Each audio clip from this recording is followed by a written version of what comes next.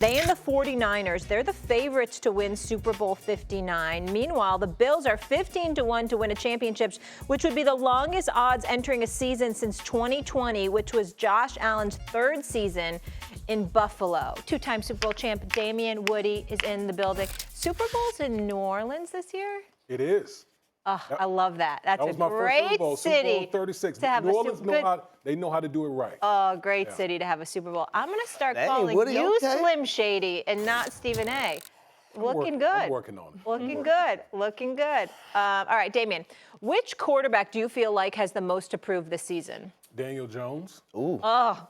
How about Hello, Molly. Can I go home? Molly. Can I go home? Oh, my Daniel Jones? gosh. I mean, listen, you're talking about a guy making over $40 million, and it seems like he already has 1 foot out the door. One foot out the door. I mean, throughout draft season, the question with the Giants was will they move up to go draft one of these elite quarterbacks, draft prospects coming out. And so Saquon Barkley, gone. I know. Now to Philly. Right to your division rival. So Unreal. it is all on Daniel Jones. Is Daniel Jones going to be able to overcome his inability to stay on the field and show this New York Football Giants organization that I am the long-term solution in New York?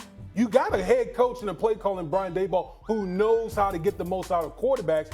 But damn it, you need to be able to stay on the field. The injuries are concerning, and when there was the neck, I mean, that's a very concerning injury in itself. But do you feel like the line is good enough to protect him? Well, I think that's the biggest question. We saw that they've made some changes along the coaching staff because it's not like the Giants haven't invested in that position. Yeah. They've invested, whether it's draft picks, free agency, they've invested in that position, but they just haven't had the return on investment. Sometimes it's coaching. We know, Harry, you can speak on this, coaching matters. And so the Giants have made many additions along the coaching staff to try to rectify some things. They've added to the defense. The Giants defense should actually be pretty damn good. Okay. Yeah. They've added, wide receiver, with the young man from LSU, Malik Neighbors, who's an explosive talent. Legit. The offensive line has to play at a much better clip than what they've been playing over the past few years. And Courtney, before you jump in, my other concern with the Giants is Daboll did a phenomenal job, right? We saw the Bills take a step back when he left in his first year with the Giants, and he won Coach of the Year and the whole thing. But it seemed like there was some question marks with him in the locker room last season as well. And I think that's concerning. And I mean, personnel is concerning. To your point about the staff changes that they've made, this was a $40 million quarterback last season who didn't have a Pro Bowl wide receiver or a Pro Bowl member on his offensive line. Find me another $40 million quarterback who's been tasked with having to rise above all of those things and still perform and not get himself injured.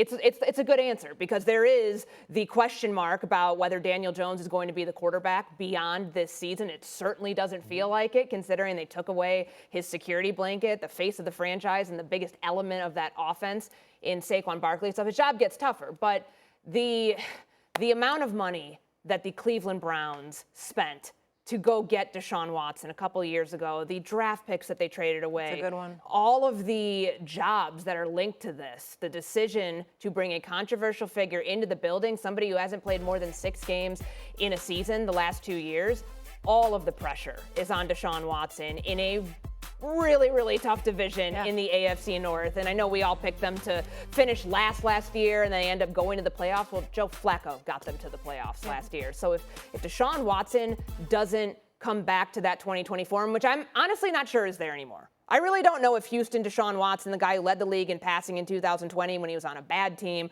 the person who you could always rely on in the fourth quarter to give you some clutch moment when you need it.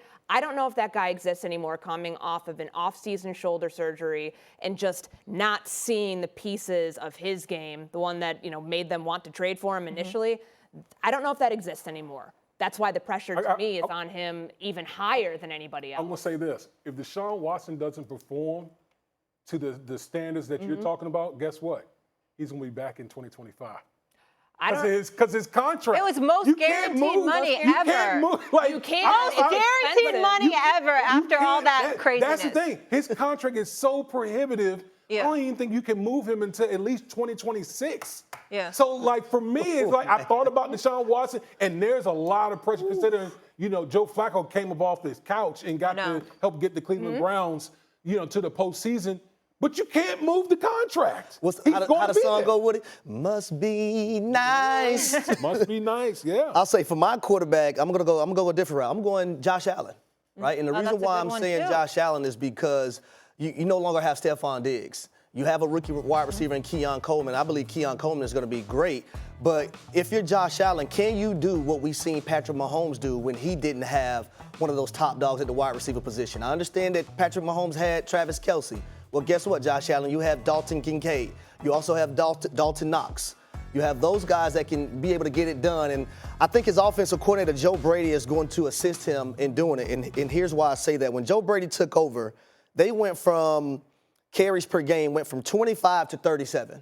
That's pivotal for Josh Allen and his turnovers and not putting everything on his shoulders. Also, from a yardage standpoint, rushing, they went from 116.5 to 56.4.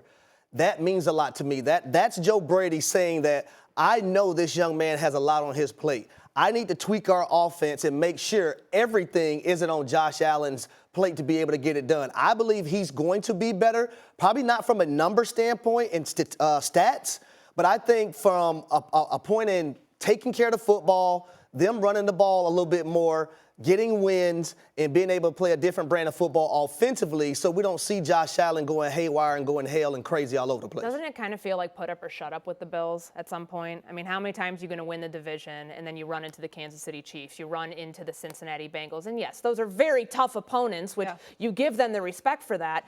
But Josh Allen puts up numbers every single year. The turnovers were an issue. All of a sudden, then, come the coordinator change from Ken Dorsey to Joe Brady last year, he started fixing that part of his game. Yet still, this is a team that has felt like it can't get over that proverbial hump in the AFC. Yesterday, I asked who's the best quarterback in the NFC. People were mad after, thought I changed the question. Here's what happened. For me, it's Dak Prescott. You're looking at a guy who was top 2 when it comes to touchdowns, QBR, quarterback rating, completion percentage, but then third in passing yards.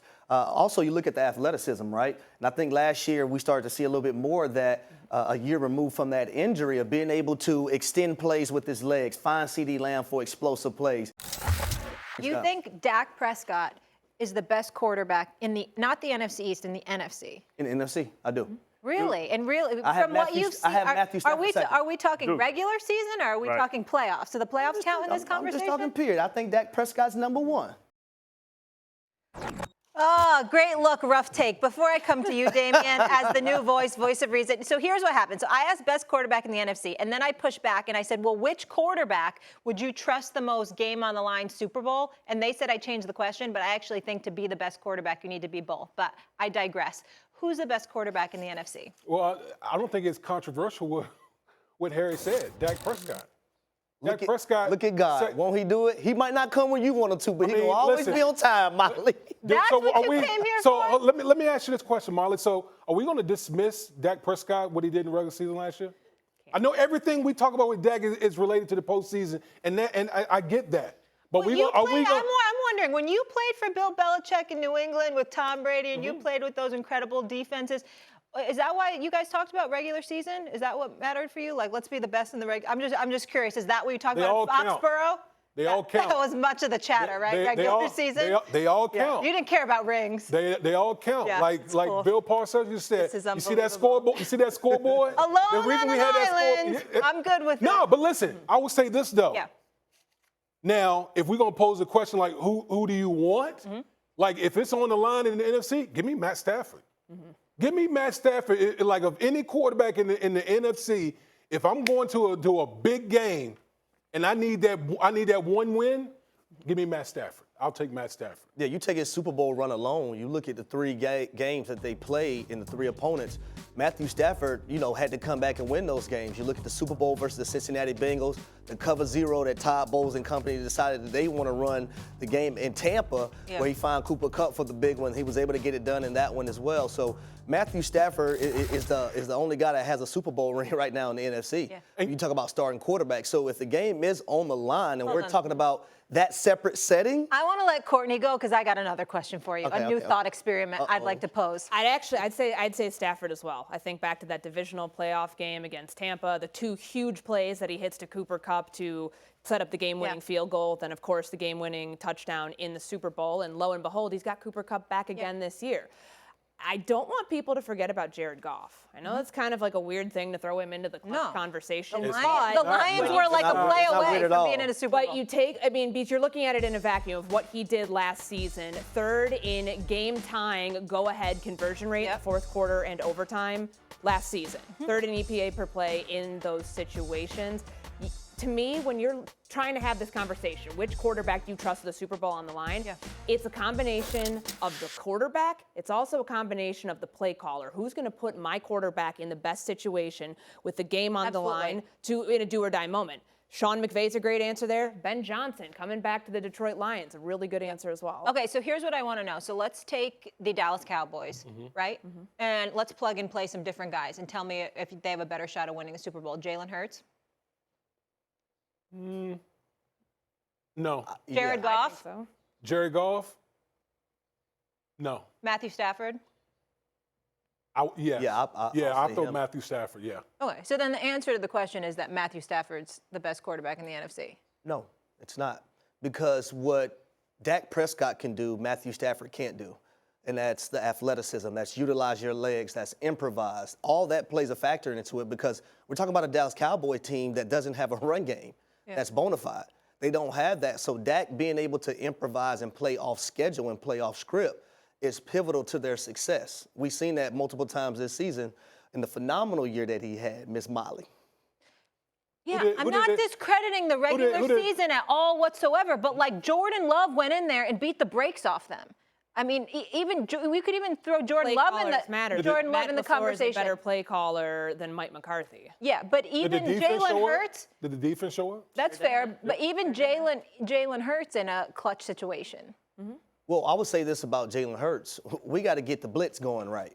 Because I think what hurt Jalen Hurts last season, in 2022, he had Shane Steichen. Yeah. He was no longer there in 2023. So versus the blitz in 2022, 10 touchdowns and 2 interceptions. Yeah. Last year, with his play caller that he had, 5 touchdowns to 8 interceptions. So that's Kellen Moore. That's more of his job. How can I get Jalen Hurts and put him in the best situations possible versus the blitz? Because in my opinion, it was utterly disrespectful for the Tampa Bay Buccaneers to go into a playoff game and say, you know what, we're going to send the dogs, we're going to play cover 0. Okay, so if the quarterback's the most important position on the team, then is the play caller the second most important position? Yeah. Oh, yeah. Absolutely. Oh, yeah. Listen, I've said this.